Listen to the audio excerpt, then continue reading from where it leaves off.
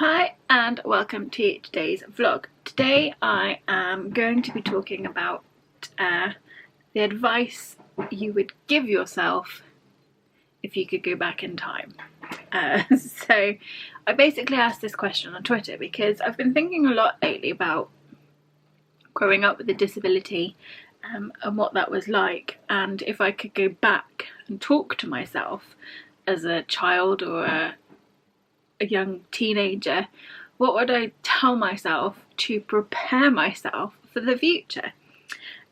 So I asked this question on Twitter. I got lots of really good responses, so I'm gonna tell you my thoughts and I'm gonna go through some of the responses that I got as well. I've always, when I'm sort of not feeling great, I would say that the advice I would give myself as a teenager is enjoy it now because it gets so much worse. Which probably isn't the best advice that I could give myself. So I think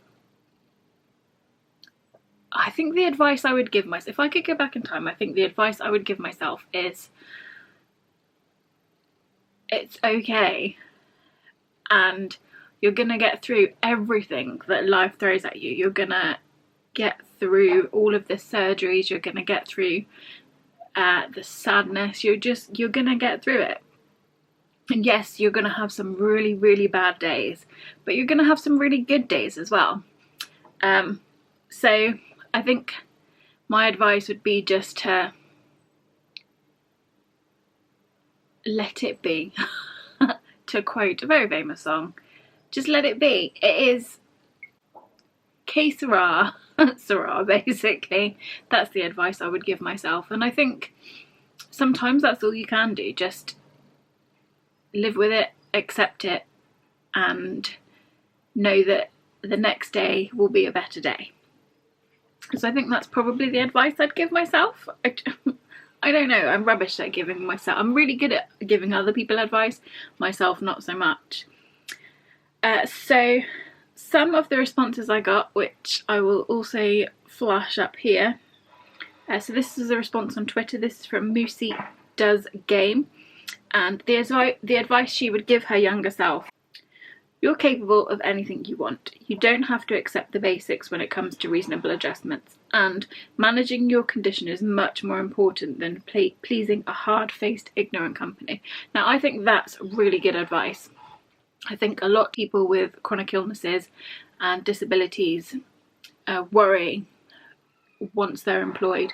They worry that their sickness is going to affect their job. They worry that they're going to get sacked because they've been too sick, or because they perhaps can't do something as quickly as somebody else. They can't be as flexible as other people. They have to have a lot of hospital appointments. So I think the advice here is really good because you don't have to accept the basics. You have every right to fight for what is right for you and for what works for you in a job. So I think that's really brilliant advice. So thank you. So the next piece of advice is from Tuesday the Alien, who I love, by the way. She says, try not to panic about physical problems that may happen in the future. There will be bad days, but take them as they come. That's brilliant. That's the advice. There will be bad days. There's no getting around it. You can't sugarcoat it. There are going to be bad days. So telling yourself when you're young just to take them as they come, that's brilliant advice. She also says, don't join Facebook groups for your illnesses, as they will be full of worst case scenarios. That is brilliant advice. I'm in a couple of Facebook groups for my specific disability, and I often think about leaving them. Sometimes the advice there is really helpful, and that's why I haven't left so far. It's good to have someone with the same experience as you, but sometimes those groups for illnesses can be so toxic, and quite often they're a pissing competition. So be really careful about joining Facebook groups for your chronic illnesses and your disabilities. That's really good advice from Rachel.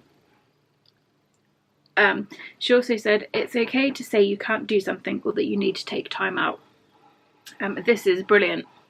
This is something I am so guilty of. I would rather push myself over the absolute limit rather than admit that I can't do it, or that I need to take a time out. I'm really bad for that. I'm getting better. I'm getting better at saying, actually, no, I need to stop. But my whole life I've always pushed myself beyond my limits to prove a point, and I shouldn't have to do that. So that's a brilliant advice as well. She's really good at this.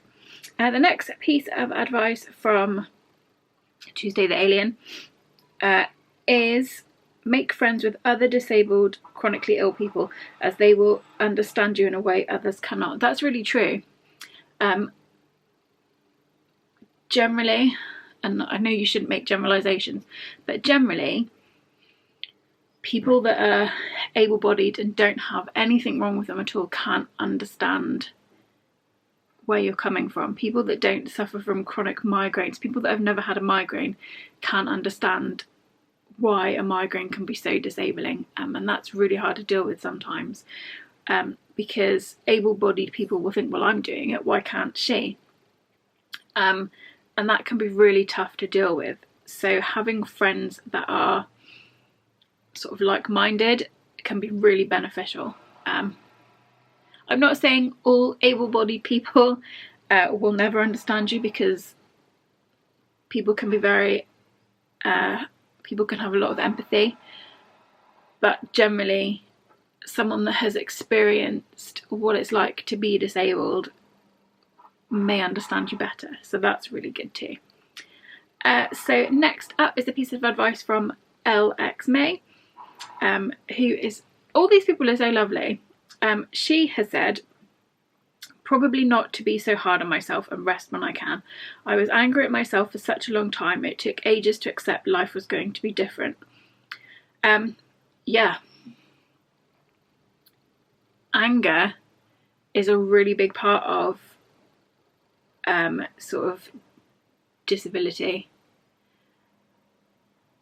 for me, and for many people. I think coming to terms with your limitations can be really tough, and being angry at yourself because you can't do what everyone else can do is really tough. So it's really important to try and let go of that anger. So I think that is also advice I would give myself. Try not to be so angry. I've only recently, in the last sort of couple of years, embraced my disability rather than punishing myself for it. So it's been really tough to let that anger go, and sometimes that anger's still there. It's like a ball inside of me, and sometimes I rage at myself, and that's exhausting. It doesn't help. It really doesn't. I mean, it might make me feel better for 10 seconds, but in the long run that anger is toxic, and it does more harm than good. So that's really, really good advice from Elle. Thank you. So the next piece of advice is from Amy Hello Treacle, who says, you need to learn to tune into your body and give it what it needs. Time spent resting isn't wasted. Now again, this is really good advice. A lot of people with disabilities and chronic illnesses will feel guilty for having to stop and rest. And honestly, it's okay to take a break. It really is. If you need to take a break so that you can be ready for the next day, then that's what you need to do, rather than try and get through all of those days with no break so that you ultimately make your situation worse. Isn't great. So yeah, the advice to tune into your body and learn to give it what it needs is really good. I personally, for a long time, have completely ignored what my body wants and done what my head says, which has led to me making myself really poorly. So yeah, why don't I learn to listen to my body, listen to what it needs? That's brilliant advice. So huge thank you to those people that got in touch and let me know what advice they would give their younger selves. I'm actually going to take away a lot of their advice right now. I'm going to try to be less angry at my body. I'm going to try to listen to myself, to my body more, to listen to what it needs, and to take rest days when I can.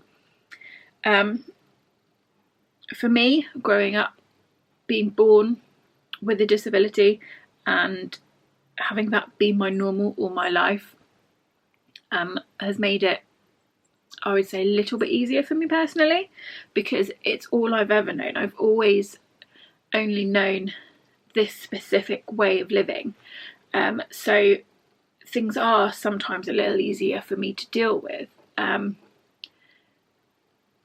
as I've mentioned in a very old vlog, growing up with a disability was really tough when I realised I was different. So when I was a child, it never really bothered me. I was just a child. But once I got that awareness that I was different to other girls and that I was different to other people, that's when it became really hard, because I compared myself to others. And I think that is also advice I would give my younger self. Don't compare yourself to others. You are your own person, and everybody has issues. Everybody has things that they need to deal with.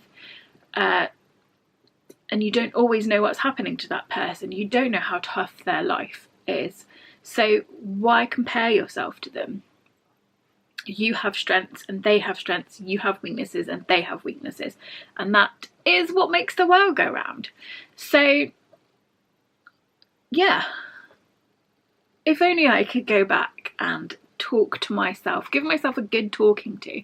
If only I could do that, because I feel like I might have dealt with things a little bit better in adulthood. I think one of my final pieces of advice would be, don't always blame yourself.